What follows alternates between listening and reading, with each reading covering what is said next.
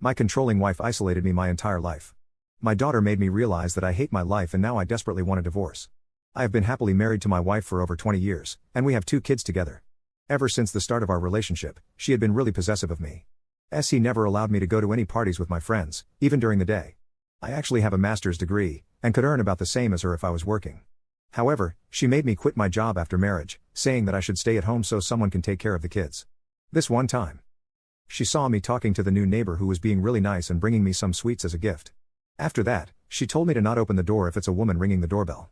Because if I did, I was a SLT who wasn't loyal to her wife. Now, at the time, I was really naive and took all these actions as her showing her love, in her own way. But, thankfully, my daughter opened my eyes to the harsh reality. My daughter has just graduated from college, and is doing really well for herself. She has even moved into her own apartment, completely paid for by her own money. And I am very proud of her. At the end of last month, I called her to congratulate her on the 1-month anniversary of her apartment. However, her voice was really somber and she asked if we could talk in person. I told her sure, just come on over. But she insisted that I need to be the one who comes over to her house. The way she said it made me nervous, like she was in trouble or something. But I had no way of going over to her since I didn't know how to drive, and I didn't have a car either.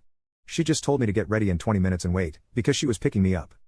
The whole conversation made me so skeptical that I got ready in 5 minutes. I wanted to inform my wife about what was happening, and that I was going out. But my daughter forbade me from doing so. She didn't say anything during the car ride. And as soon as we entered her apartment, she hugged me tighter than she had ever before. I calmed her down, thinking she had some love troubles going on. I smiled and sighed because my little girl had grown up now. However, she poured water on my dreams by saying, "I can finally help you get away from her." I asked her what she meant. She explained that she had waited until she had settled into her own place before telling me this, so I wouldn't be hopeless and would have some place to go. Dad, listen to me very carefully. As a kid, I also thought that Mom's behavior was normal.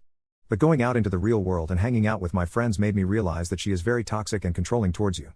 Do you remember when me and my brother were sitting in the living room watching TV, and Mom just burst in screaming? You had forgotten to put enough salt in her food, and just for that, she poured hot water all over you and made you cook everything again. Incidents like that weren't rare at all, and you know it. That is absolutely not normal, Dad. You have wasted enough years of your life rotting in that place, with no friends. But now, your children are independent so you don't need to worry anymore.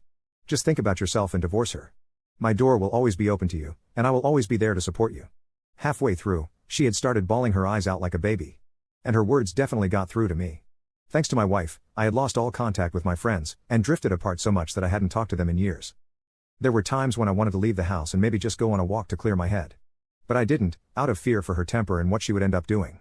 I avoided other women like a plague even in the grocery store because of the things she would say. There was a time in my life when our family was financially struggling. I wanted to use my dusty college degree and pursue my passion of working again, but my wife refused it outright.